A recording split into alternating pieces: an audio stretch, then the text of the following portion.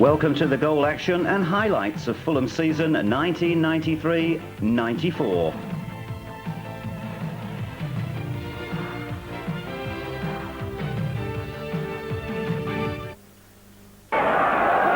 Following a rousing finale to the previous campaign, there was a perfect start to the new season with his fine goal, a well-judged lob from Gary Brazil on 13 minutes, enough to earn us 3 points in the opening match at Hartlepool. 3 months earlier, a late surge had almost captured a playoff place. This impressive start heightened to new expectations. But in the first round of the Coca-Cola Cup, there was an early shock when, following a free kick, Mark Kinsella drove home from the edge of the penalty area. That goal came after 35 minutes, 1-0 to Colchester United. But we managed to turn the game round in the second half. Some good work here on the right, initially by Brazil, eventually resulted in Julian Hales lashing in an angled drive that was deflected into his own net by fullback Simon Betts. Just a minute later and the recovery was complete. Once again a neat build-up on the Fulham right, 3 players involved, and when the cross was delivered deep to the far post, Sean Farrell was perfectly placed to guide home an accurate header. Fulham 2, Colchester 1, the second leg still to come, but Don Mackay's side now surely favourites to go through to round 2. Next, the first league game at the Cottage, but it wasn't to be a happy afternoon. The Welshman, after some deliberation, grabbed the lead in the first half with this spectacular free kick, driven in with some terrific pace and accuracy. The Cardiff supporters in the crowd of over 5,500 had cause to celebrate. Into the second half, and worse was to come. Goal number 2 had the keeper, Jim Stannard, asking questions of his defenders, with the marking very slack, to say the least. But goal number 3, no doubt, had the defenders asking questions of the keeper after Stannard had been caught napping at his near post. A rare mistake by the keeper, a real gift for the Welshman. Fulham 0, Cardiff 3. A bad day for defenders, and not all the guilt was with the black and whites. In fact, our consolation goal was more a case of how to concede without really trying. Cardiff surrendered space in midfield, a seemingly harmless ball played in. Error number 1, a back header. Error number 2, even more decisive. But it was Fulham 1, Cardiff 3, not the sort of start to the home league programme that we were looking for. And so to the second leg of the Coca-Cola Cup, and as in the first contest, it was Colchester who took the lead, with McDonough turning in a corner after 5 minutes. That goal for the player-manager squared the tie at 2 goals each, and so it remained for the rest of the half. But in the second period, just after 11 minutes, when Mark Cooper fed Brazil out on the left, the Colchester defence backpedalled, and our favourite number 10 attacked the space before drilling home a splendid 25-yarder past John Keeley to put us 3-2 ahead on aggregate. Brazil's second goal of the season, a clinical strike, but his front-running partner wasn't to be outshone. Goal number 2 came on 63 minutes, a strong run down the right by Sean Farrell, matched by another splendid finish, which produced an unusual celebration. Hopes for the season were far from flagging at this stage. Now, there was no way the referee was going to allow this to become the most bizarre goal of the season, but it was worth a try.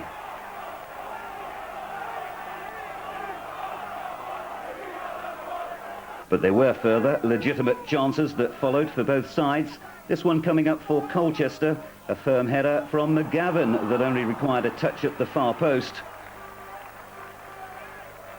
And then an opportunity for our team, instigated by Cooper from a free kick. Martin Fernie drove in with a determined challenge, but Farrell hoisted his effort over the bar. Colchester then replied with a neat set piece as substitute Paul Abrahams went close with his header. And finally, it was our turn to attack. Martin Pike on the left, a good cross to the far post. Hales headed it back across goal, but just too high for Brazil. It finished Colchester 1, Fulham 2. Next, back to the league, the second away game at Twerton Park. We exerted all the early pressure, with the home keeper Brian Parkin looking anything but confident with crosses and set pieces. But just when it looked as if we might snatch an early lead, it was Rovers who eventually broke clear on the left.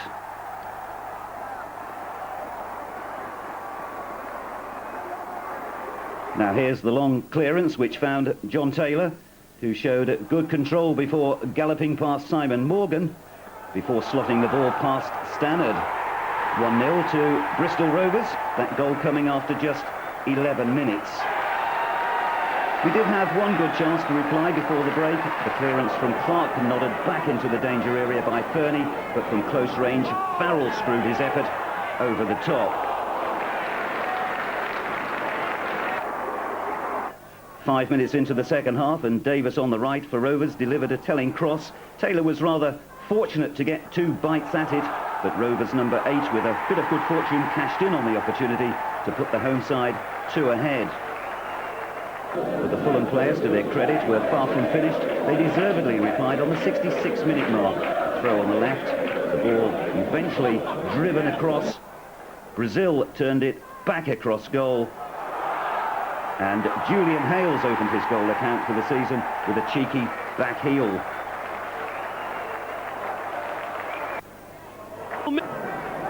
Four days later, a newly promoted Wrexham proved to be no pushovers at Craven Cottage.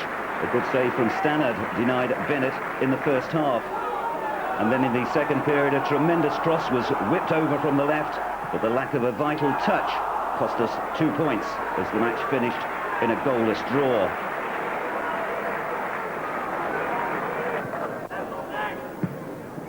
The next match was another home fixture, this time against Bradford, with Sean McCarthy putting the visitors ahead 2 minutes before the break. Some bad luck plus some careless defending created the sort of chance which the Bradford number 9 seldom misses. But with quarter of an hour to go, home hopes were raised when, following this throw on the left, Sean Farrell scored the equaliser with his third and most spectacular goal of the season. But it finished all square, 1 apiece, a result that dropped us down to 19th in the league. A trip to Turf Moor came next, and promotion favourites Burnley took just 8 minutes to emphasise their superiority. A foraging run from Adrian Randall, a neat 1-2 on the edge of the box, and we were a goal down. 5 minutes after the break, and Burnley scored goal number 2, with some assistance from Fernie, who lost possession. The ball was worked across to David Ayres, who punished the error.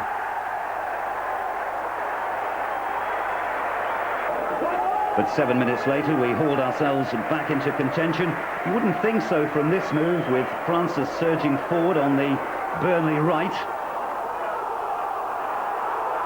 But he was eventually halted. And from the long clearance, Gary Brazil in acres of room, and his quick thinking left Beresford stranded. The deficit was halved, but it was the home side who went on to have the final say. Fullback Measham received the ball from Ayres. He fed it across to John Deary, whose left-footed effort curled just inside the upright. Burnley 3, Fulham 1. The warning bells were starting to ring. Next stop, Barnet. We felt it had to get better, and it did. A 2-0 win thanks to former Blackburn reserve player Peter Barr, who scored twice. His first effort after 6 minutes came after Gary Phillips had parried his first attempt.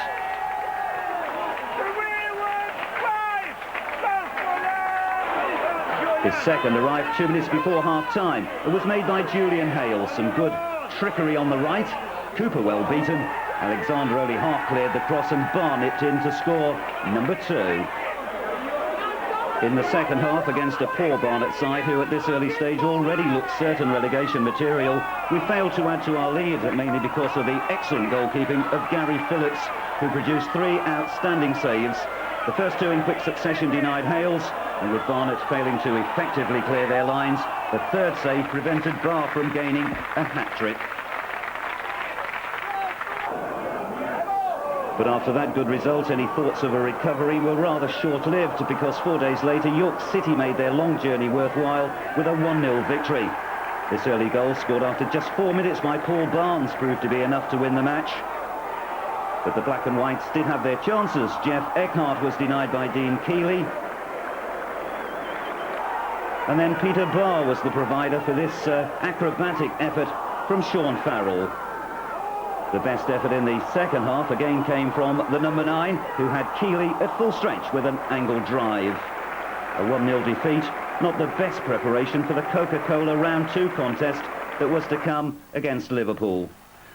Almost 14,000 fans were inside Craven Cottage for the biggest match for years, but any thoughts of a shock were dispelled with 2 first-half strikes from the Premiership side. The first on 17 minutes from Ian Rush. The second following a neat interchange of passes from Nigel Clough, a diving header at the far post. By comparison with previous years, it may have been a slightly colourless Liverpool side, but the gulf between the divisions was undeniable. But whilst there was grobbler, there was always the chance of a reply, and it came on 63 minutes from substitute Sean Farrell. Brucey way off his line and punished. Sean Farrell with a point to prove at having been dropped with a slight question mark over his fitness. And it's worth seeing again, with the ball bobbing up nicely, a splendid half volley over the stranded keeper. A great piece of vision.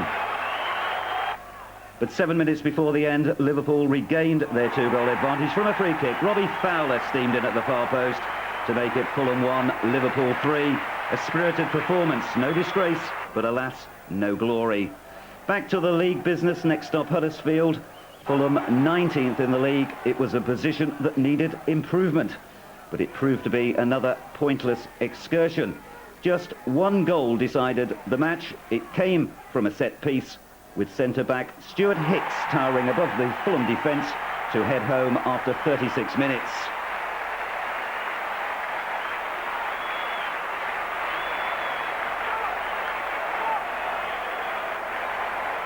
The Autoglass Trophy brought Brighton to Craven Cottage, and it resulted in a comprehensive 4-1 victory. Goal number 1 came after 29 minutes from Sean Farrell. And 2 minutes later, the Black and Whites doubled their advantage. Paul Kelly provided the cross. Paul Mahorn, on loan from Spurs, flicked on, and Gary Brazil did the rest. 2-0 the lead, but that advantage was to be halved before half-time. Brighton attacked. The header came in from the right. Reserve keeper Lee Harrison missed the connection, and Kurt Nogan got the decisive touch. But we then went on to dominate the second half, scoring 2 more goals. On both occasions, there was some indecision in the visitors' defence. The first came on 53 minutes, a tremendous volley from Terry Angus, a real quality strike.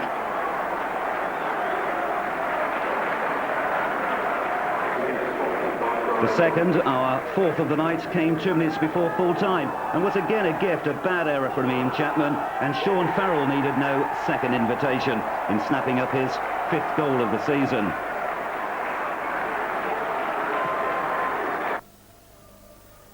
Now, you would have thought that 2 goals scored at home against Orient would have been enough, but unfortunately they weren't. We got off to a good start, half an hour gone, and the number 9 on target again. Goal number 6 for Sean Farrell. But we failed to consolidate our lead. The Orient equaliser was a strange one. It could have been a touch of handball. It could have been a penalty. Play on, said Mr. Brandwood, as Trevor Putney made it 1-1 a couple of minutes before half-time. An unstoppable shot from Orient's number 11. 7 minutes after the break, and the visitors grabbed the advantage. A corner on the right did the damage, with fullback Ian Hendon gratefully snapping up the chance. 2-1 to Orient. And worse was to come 16 minutes later. Another set piece, this time a free kick on the left. And once again, it was Hendon who struck the decisive blow. The fullback with acres of room to pick his spot.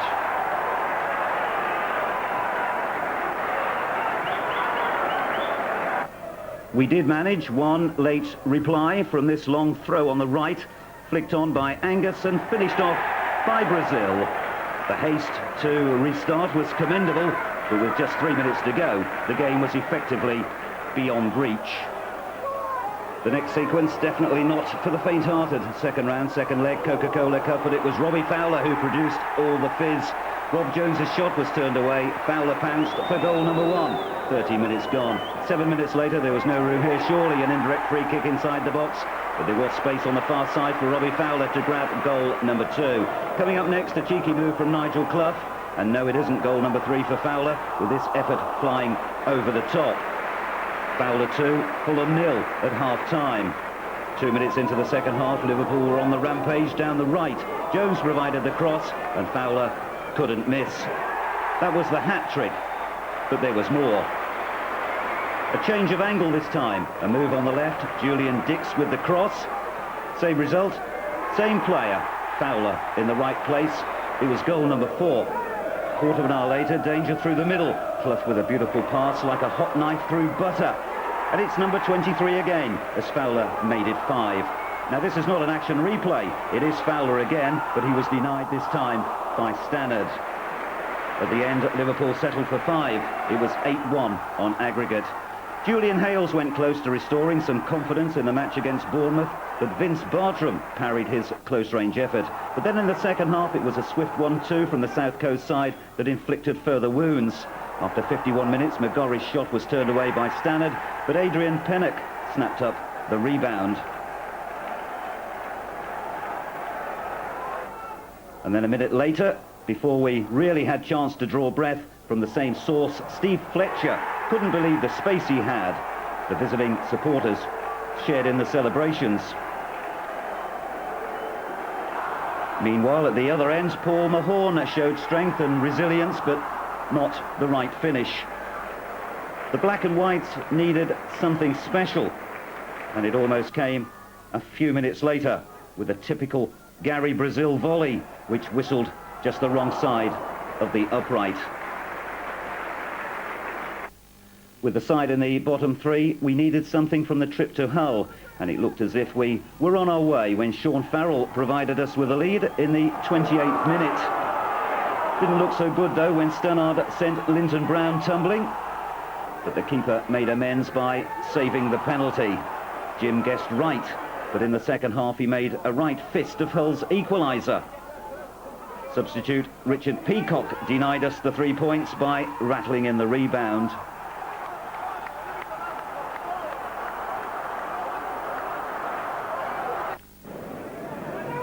Back to Craven Cottage, but our hopes were dashed with a goal from Andy Preece, a near-post flick from a free kick, which left us still seeking our first win at home in the league.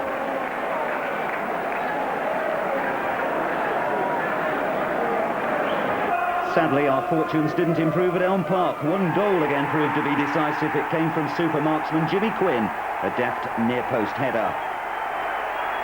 And it looked just as effective in slow motion. Reading might have added a second. They didn't, thanks to the agility of Jim Stannard, who stood up well to this late effort. Just 10 goals scored so far, but the goal drought turned into a goal-glutted Exeter. An amazing tally of 10 goals in the game, and we dispelled our blues by scoring twice in the opening quarter of an hour. The first from Julian Hales came on 7 minutes. The winger's second goal of the season. And that was soon to be followed by a Sean Farrell strike, number 8 for the collection, from the tall number 9, turning in a long raking cross at the far post. But there was always the nagging thought that 2-0 was too good to be true, and indeed it turned out that way when Exeter in the stripes hit back after half an hour with a goal from Mickey Ross. And worse was to come in a hectic spell just before half-time when Exeter struck twice within the space of a minute. Firstly, a free kick was driven home by fullback Ronnie Robinson. And then from another set piece, another defender, centre-back Scott Daniels, put the Devon side ahead with a powerful header.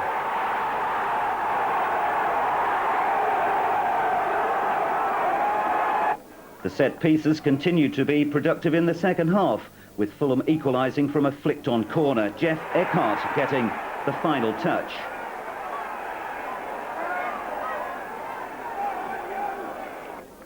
But 10 minutes later, at the other end, the Western Morning News awaited the outcome of this Exeter corner.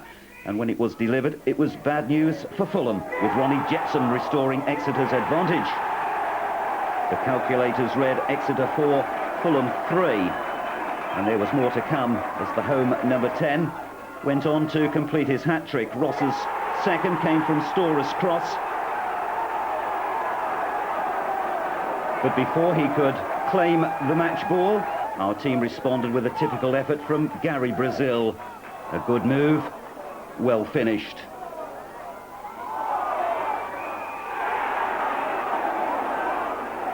But there was no denying Ross his moment of glory. 2 minutes left on the watch. Jepson provided the cross, and the Exeter number 10 squeezed home the rebound. But for Fulham, it was a long journey home, 4 away goals, but no points.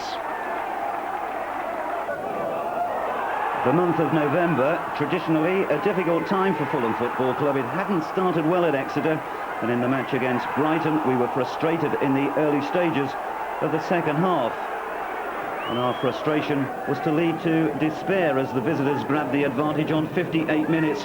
Codner, with a forceful run and a clever pullback, made the chance for Kurt Nogan to steer home what proved to be the match winner.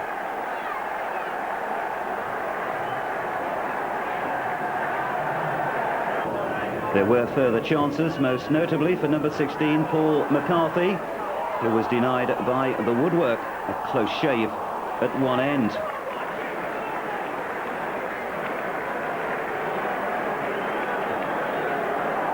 But then we had a late opportunity at the other end with an effort from Julian Hales that required an excellent save from Nicky Rust. 4 days later, we revisited Reading, this time in the Autoglass Trophy. Same result as before, but a different scorer. Jimmy Quinn was kept on a tight rein with some help from the woodwork. It was Scott Taylor who eventually did the damage. Firstly, some scrappy play in the earlier stages, but the home side exerted most of the pressure. It continued that way into the second half. The goal eventually came 10 minutes from time, some good fortune for Putney, and a calm finish from Taylor. 1-0 to Reading. Next, a change of competition. Against non-league opposition in the FA Cup, it was another single-goal defeat. The decisive moment came in the first minute of injury time. A real touch of skillful approach play from the part-timers, and the goal from Andy Wallace perpetuated another unenviable Fulham tradition of being deposited out of the FA Cup by sides from lower leagues. Hayes in 91, Northampton in 93, and now it was Yeovil's turn to enjoy all the giant-killing celebrations. Still reeling from that FA Cup upset, we next travelled to Rotherham and against the odds recorded a welcome 2-1 victory. Both goals courtesy of Gary Brazil. His first after 13 minutes was a superb header. Billy Mercer in the home goal stood no chance with that perfectly placed effort. Goal number 8 for Gary Brazil came later, but not before Rotherham had equalised with a goal from Mark Todd 5 minutes before the break.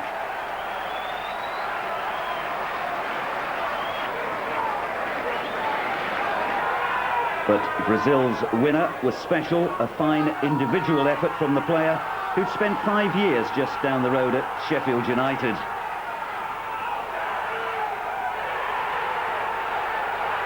So a superb solo effort and a good result.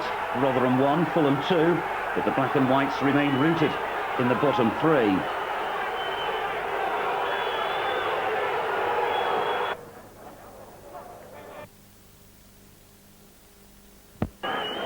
With the club still searching for their first home win in the league, there was a real boost in the match against Swansea, with Simon Morgan scoring just a couple of minutes before half-time.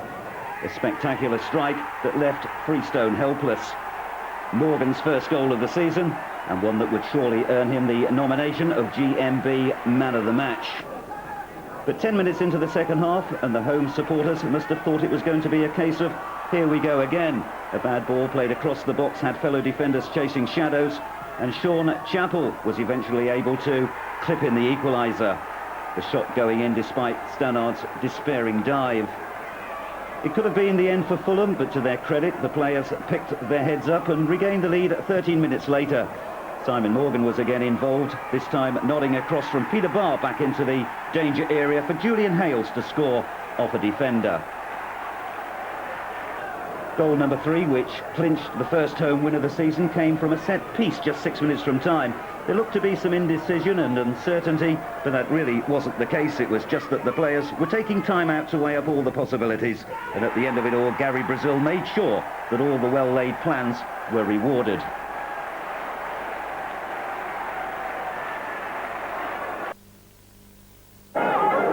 Still lodged in the bottom 3, another victory in the Autoglass Trophy helped foster hope amongst the Fulham faithful. It went to penalties after the two sides had shared 4 goals. The first for Rovers from Marcus Browning, a goal that threatened to put the skids under our Autoglass hopes. But before half-time, we were back on terms. Hales started the move, which was very effectively concluded by Gary Brazil. His 4th goal in 3 games. He really did pick his spot very well. Into the second half, and a touch of good fortune for a change as we captured the lead, with Peter Barr's shot deflected past Brian Parkin by Lee Madison. But with 7 minutes to go, Rovers hauled themselves back into contention, thanks, I'm afraid, to some careless defending. A poor clearance went straight to Browning, who snapped up goal number 2.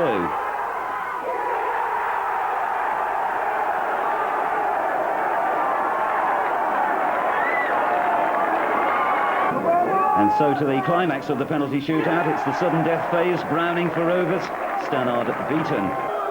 Next it was the turn of Peter Barr, who made no mistake.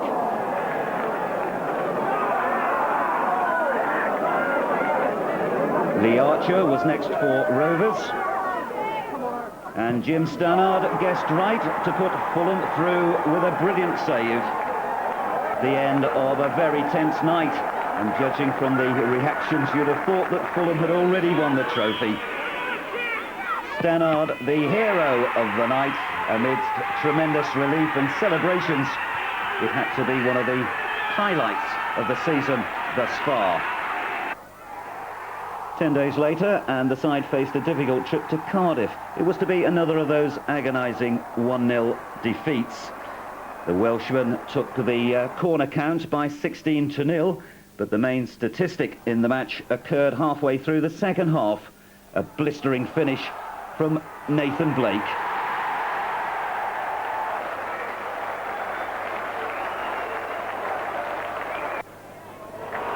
But the visit of Hartlepool the following Friday night was viewed as the chance for us to climb up the bottom. A thunderous shot early on. The rebound deserved better. But the opening goal, when it came after 22 minutes, was beautifully taken. A typical effort from Gary Brazil.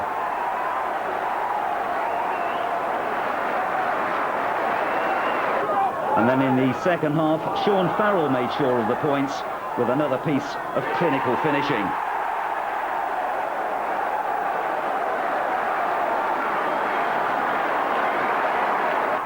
The angle was difficult, but Farrell's execution was first class.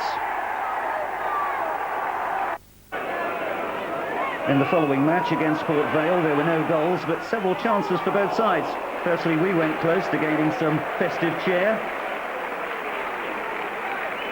And then at the other end, Port Vale gave our defence a couple of frights from set pieces. The first from a corner, just wide at the far post. The second from a free kick, another close shave.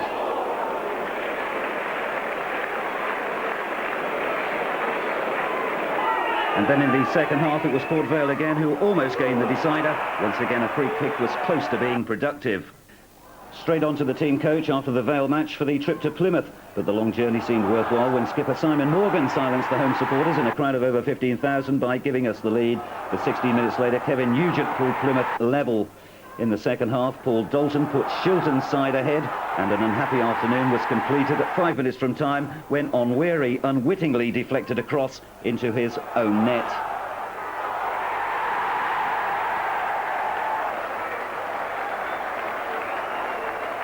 A goalless draw against West London rivals Brentford was all we could manage to welcome in the new year. The best moments were 3 long-range efforts plus 1 close-range header. Good save number 1 from Kevin Dearden was followed by another splendid tip-over.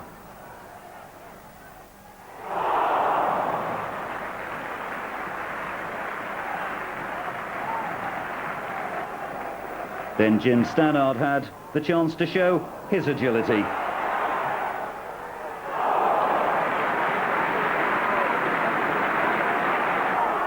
Before, in the closing stages, Denny Mundy missed the best chance of the game, and he knew it. The next performance at Cambridge was rather disappointing. Stannard was put under some early pressure, the ball eventually being dispatched by Gary Clayton. A goal line clearance at the other end then prevented Fulham from drawing level.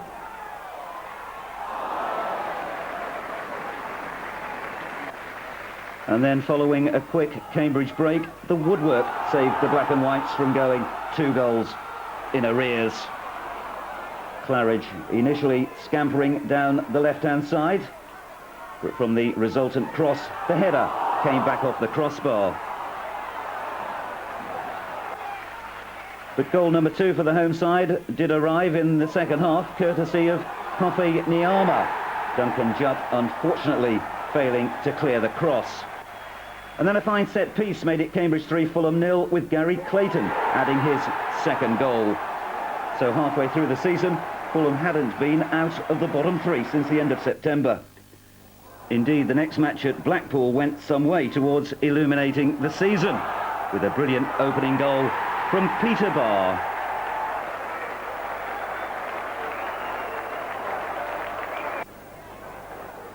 But unfortunately, that was later cancelled out by Griffiths with a cross-come shot that found the far corner. Definitely a touch of good fortune surrounding the equaliser. But Fulham responded in positive style in the second half with a close-range effort from Simon Morgan, who capitalised on some slack defensive play.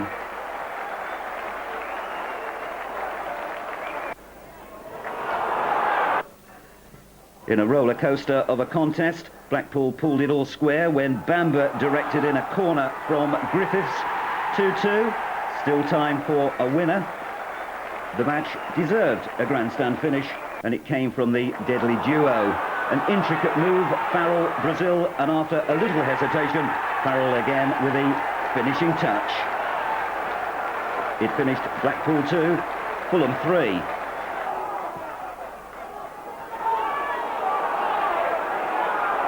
Well, early exits from the Coca-Cola and FA Cups meant that the southern quarter-final of the Autoglass Trophy represented one last chance of glory. And it was Peter Barr's goal, 20 minutes from time, that earned a handsome victory over the runaway league leaders.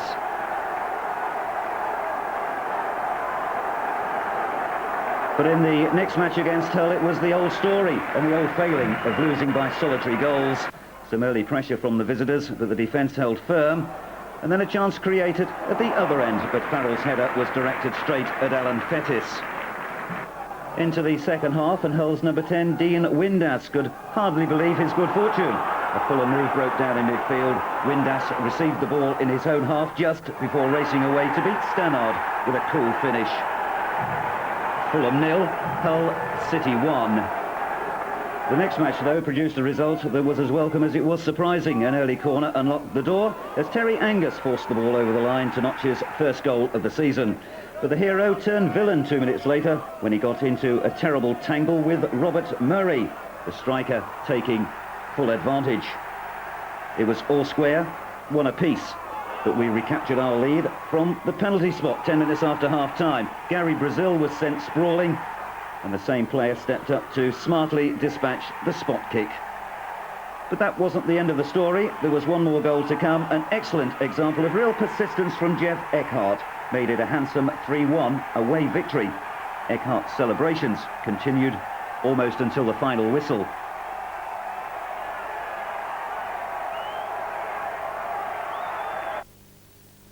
A victory over Reading lifted us up to 19th position, our highest placing since mid-September. There were a few scares at the home end before a goal from Julian Hales settled the issue 5 minutes from time. Some excellent one-touch football in the build-up, and the finish matched the approach work.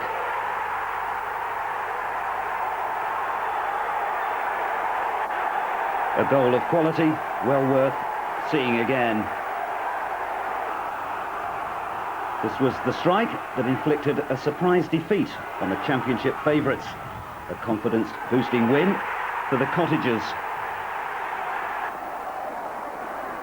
The comeback trail continued at Stockport, despite the home side taking the lead with a header from 6'4" Kevin Francis after 20 minutes. The tall striker putting his obvious aerial advantage to good use. But there was a more confident mood in the Fulham camp, and it showed later in the first half, with the reply coming from a corner. Jeff Eckhart it was who got the vital touch, and without too much deliberation, the referee awarded the goal despite the protests. Hales with the corner, Eckhart with the conversion, and it was all square at 1-1. Right on the stroke of half-time, we grabbed the lead, and deservedly so. Hales the provider, good run, an accurate cross, and Gary Brazil notched his 13th goal of the season. A perfectly placed effort. Stockport thought they'd pulled level early in the second half.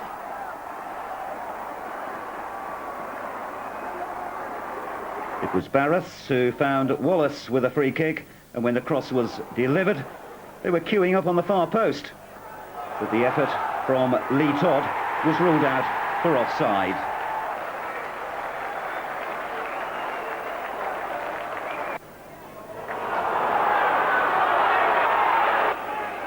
Well, after that escape, we then increased our lead on 56 minutes. A good move on the right, an inviting cross from Hales, and a good finish from Eckhart.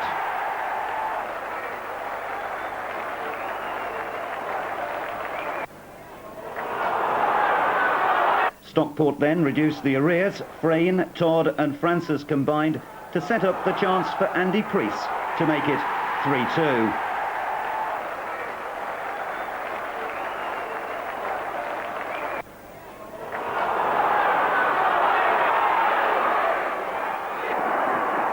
But Fulham went on to have the final say. A throw on the right flank. And that was followed by a crisp turn and shot from Gary Brazil, which wrapped up 3 vital points.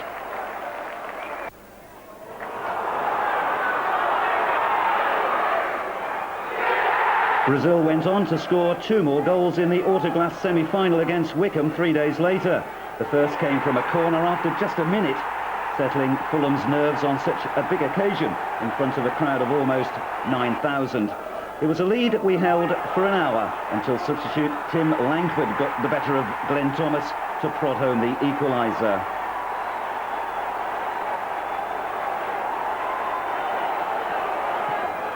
Langford again struck 2 minutes into the first period of extra time. Once again he outmanoeuvred Thomas to create the shooting opportunity.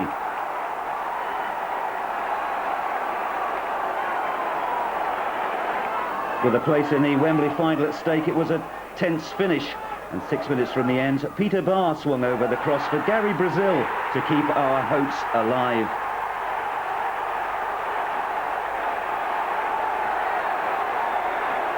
But with no further scoring, the Cottagers then faced their second penalty shootout. Langford buried spot kick number 1 for Wycombe. Then it was the turn of full-back Martin Pike. And anguish for the former Sheffield United defender as Paul Hyde dropped to his left to make the save. Andy Kerr made no mistake with penalty number 2 for Wycombe, sending Stannard the wrong way. The ever-reliable Gary Brazil then went for power plus, and it paid off. Dave Carroll then made it 3-1 for Wycombe, with a neat side foot into the corner. Lee Teeling then adopted a similar approach into the opposite corner.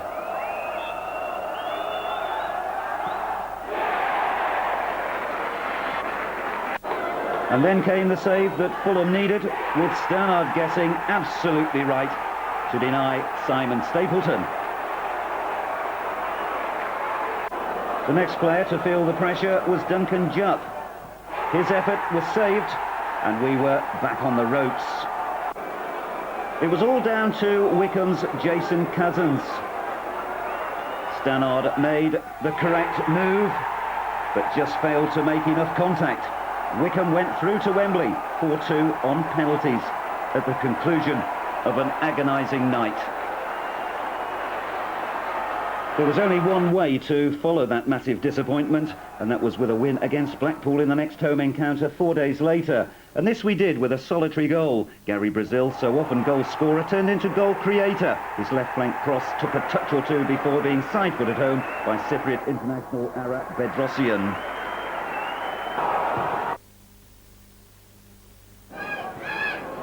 A week later, though, it was a different story, with Worrell Sterling sounding the early alarm bells in the Fulham defence. Stannard seemed confident that he always had the shot covered, but from a different angle we can see that it wasn't too far away.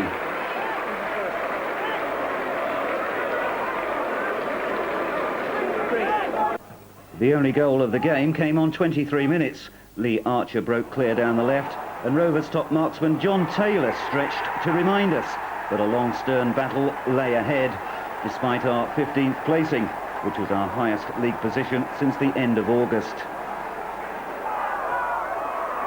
The trip to snow-covered Wrexham brought little joy. After 70 minutes, a teasing cross from Durkin was bundled home at the far post by Carl Connolly.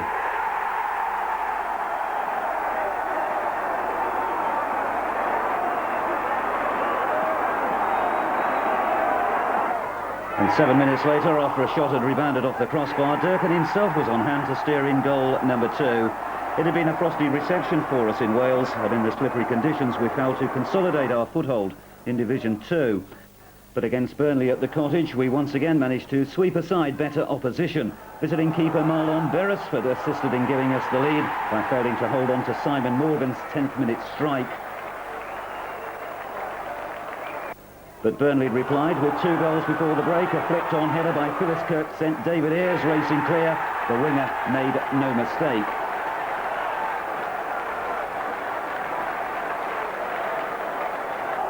And then a quarter of an hour later, a long searching ball found Adrian Randall in acres of space.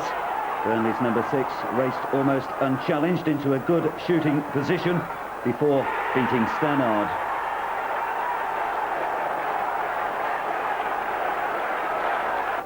The second half was barely 10 minutes old when Fulham built neatly on the left, and when the cross was delivered, Jeff Eckhart applied the perfect finish to score his 4th goal in 8 games.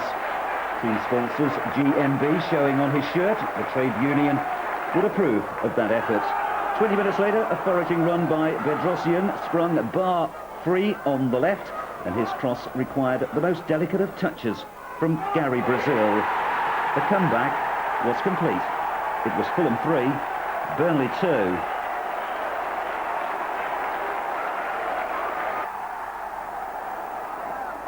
But the celebrations were short-lived as we were brought firmly back down to earth the following week when we suffered a 2-0 reverse at Bootham Crescent. The opening spell of the second half saw a lot of pressure on the visiting defence, and John McCarthy eventually engineered the breakthrough after 52 minutes.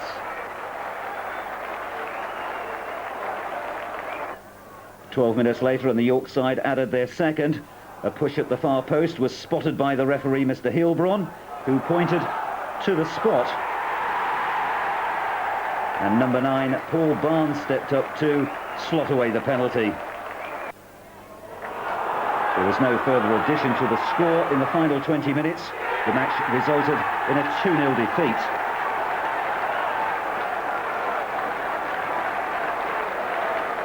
Now in a topsy-turvy season, only one thing seemed relatively sure. Fulham, like everyone else, would beat Barnet. They did, with the first goal coming from Gary Brazil on 8 minutes. Brazil's 18th goal of the season. We then had to wait until the second half before we scored again, but it was a great goal when it came. Just 8 minutes after the break, fullback John Marshall with a spectacular finish.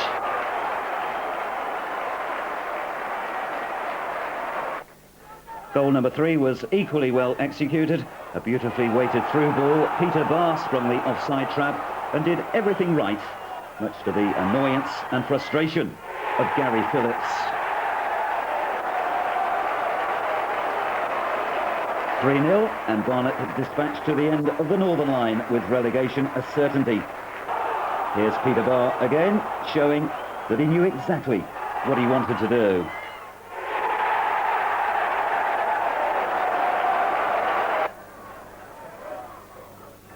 But the hopes of survival received a jolt in the next encounter. 1-1 it was against Huddersfield.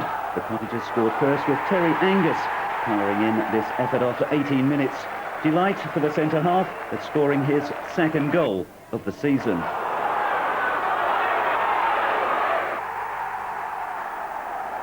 But Huddersfield levelled 16 minutes later. There didn't appear to be too much danger initially with a lengthy clearance, but the ball eventually bobbed its way back into the danger area, and from a right wing cross, Andy Boo had time and space to pick his spot. All square, one apiece, 2 points dropped, but we were still 7 places off the bottom. 7 days later, on a sunny afternoon at Orient's East London ground, Fulham fans turned up in large numbers, and they must have been disappointed with the opening goal. Poor defending from the throw presented the opportunity for Leyton Orient to capture the lead. Keeper Stannard quite rightly felt he should have been given more protection. The travelling supporters had to wait until the second half before the team drew level, and it was a debut goal for Robbie Herrera, who had been recruited from Queen's Park Rangers, who provided a neat little toe poke to finish off the move. At last, the Fulham supporters had something to cheer, but it all went quiet at the visitors' end as Orient recaptured their lead with a stunning goal. A move on the right, a strong run, and a crashing shot. Could the Fulham players dig deep into their resources to find another answer? They could, and they did, right at the end. A long hoisted free kick and a little flick on, and Sean Farrell from a tight angle hooked home the equaliser. 2 days later, manager Don Mackay parted company with the club. Acting manager Ray Lewington had 9 games left to save Fulham from relegation. The next match fell to help the frail position, a 2-0 home defeat against Cambridge United. The first goal was knocked in by Danny Granville after half an hour. In the second half, our best chance of an equaliser fell to Ara Bedrosian, but John Filan was equal to the effort.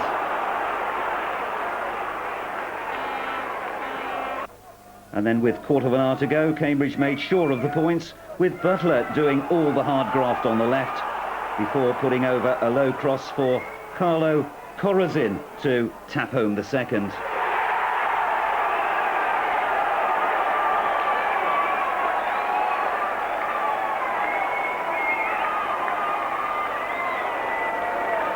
Things did improve at Port Vale the following week. After 11 minutes, we got the breakthrough with Farrell playing in the sort of cross that all defenders fear, and Martin Pike steamed in at the far post to put us ahead.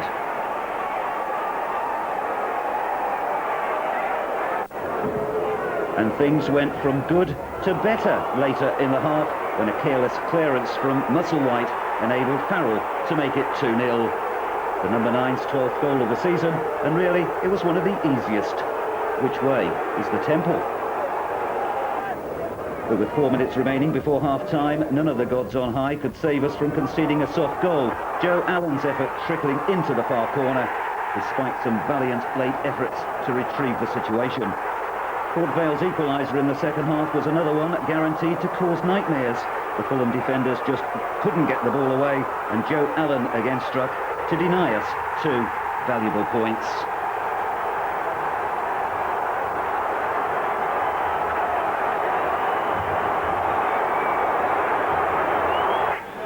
Two days later, Simon Morgan's 4th goal of the season put Fulham ahead against Plymouth. The goal came midway through the first half, a well-placed header.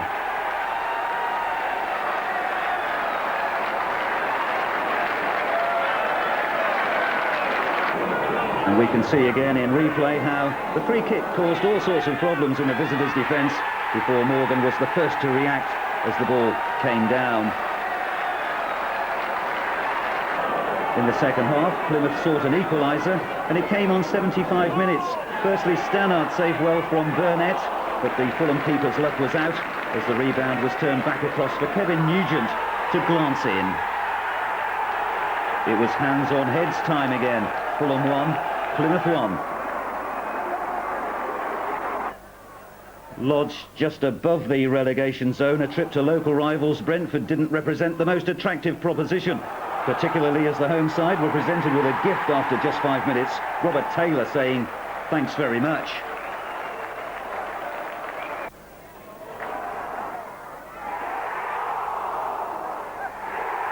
But the huge travelling support expected a fight back, and they weren't to be disappointed. After 23 minutes, a long throw on the left was the signal for some aerial athleticism. Jeff Eckhart was the first to react, and Simon Morgan then leapt highest at the far post.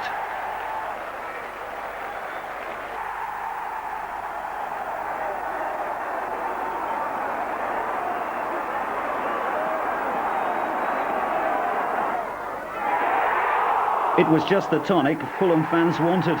Then 10 minutes later, from a free kick situation on the right, they were cheering again as Robert Howarth marked his full first-team debut with an excellent finish.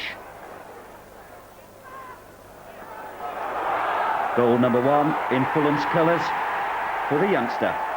So 5 matches to go, and it was looking very encouraging.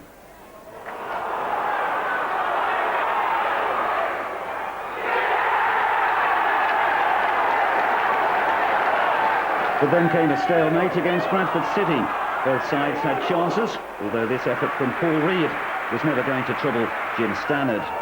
This Fulham move could have been more productive, but the eventual cross from Lee Teeling was swept into the side netting.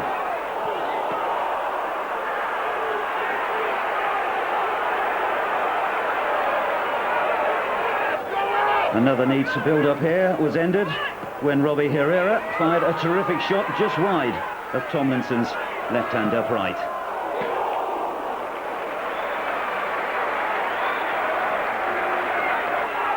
In the second half, Stannard's reactions were tested. The keeper stood up well.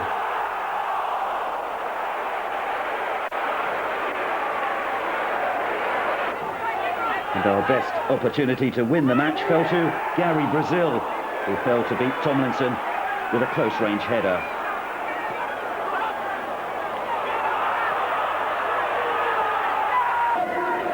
Still, a point was better than nothing, and it proved to be more than we got in the next match at home to Exeter. And the man who so often had been the team saviour was terribly at fault as Jason Mynott's free kick sailed into the net after just 45 seconds. Exeter, who'd scored 6 in the previous contest against the Black and Whites, just after Christmas, settled for 2 on this occasion. The second goal came on 35 minutes. Martin Phillips was chipped by Morgan. And to make matters worse, ex-Cottager Mark Cooper converted the penalty.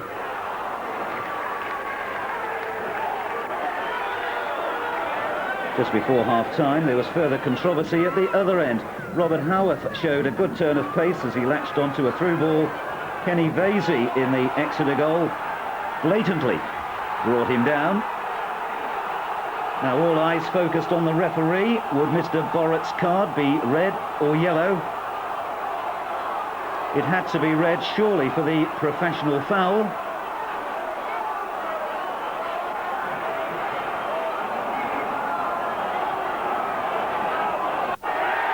It was a red card, but despite the sending off, it was still a sad day for Fulham.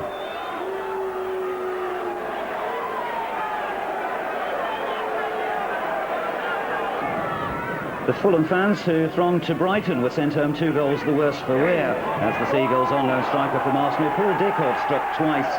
His first came on 26 minutes, a tap-in from a right-sided corner. But in the next action, an equaliser was only inches away. Gary Brazil got the better of Stuart Munday before sliding a shot wide of the keeper and agonisingly off the foot of the upright. It was the sort of bad luck that we could have done without. In the second half, it was always on that Brighton would add a second, and they did, with some assistance from the unfortunate Lee Teeling, who unwittingly set up the chance for Paul Dickov.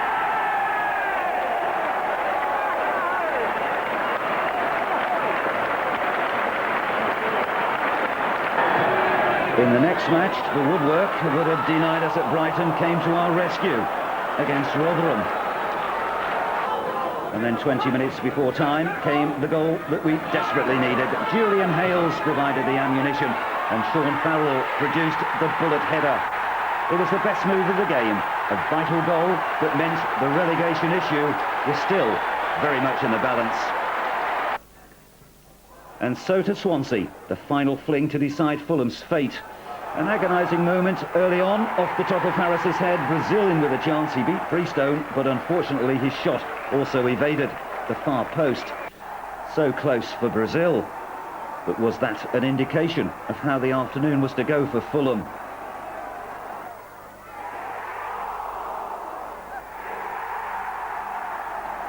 Darren Perrott then made a terrific run. He had the legs, but he hadn't got the goal-scoring power. Jim Stannard did well, but Perrott's second charge down the left was more productive. A good cross, and Jason Bowen was on hand to put the relegation skids under Fulham.